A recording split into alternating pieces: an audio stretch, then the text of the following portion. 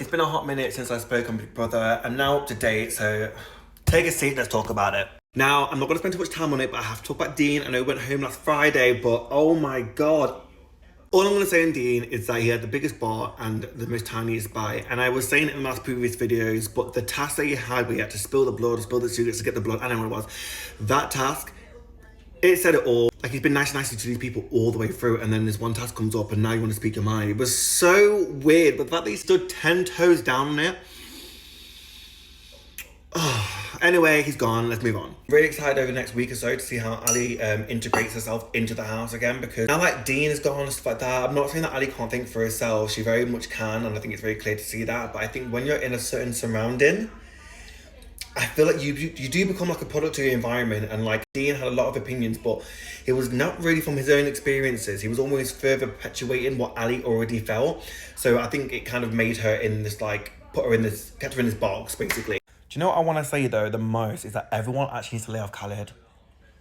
Like, give the boy a break. Has he not been in like the hustle and bustle of everything since like week one? Since like week one, you lot have been coming for his character, his personality, judging him from everything he does. And I feel like equally, we're not in the house, so I can't see what they're seeing. But like, for what I am seeing, he ain't doing nothing wrong. The boy is in his early 20s. I don't know about you, but for me, when I was in my early 20s, I generally felt like that was like a development era where I generally felt like I was an adult. I was trying to prove myself as an adult, but I was nowhere near to being an adult. Like, so when it came to Sarah in the task now, I ain't gonna lie, I do feel like everyone else got like an even blow, but with Khaled, she spent an extra bit of time on him.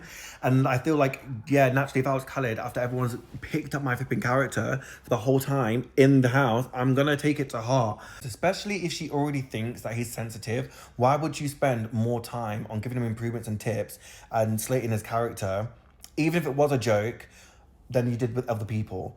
Like, it just doesn't make sense to me. And I think as soon as she was done, I heard a lot of ooh. And like, even Ali was sitting there, was like that was a lot. But so, I don't know. Everyone needs to lay off Khaled, because I actually think he's the most sweetest, nicest person in the house. I think he's literally just trying to prove himself. And everyone just takes it as him being fake. I just don't get it. But the way that Sarah got up and shook her thighs and ass.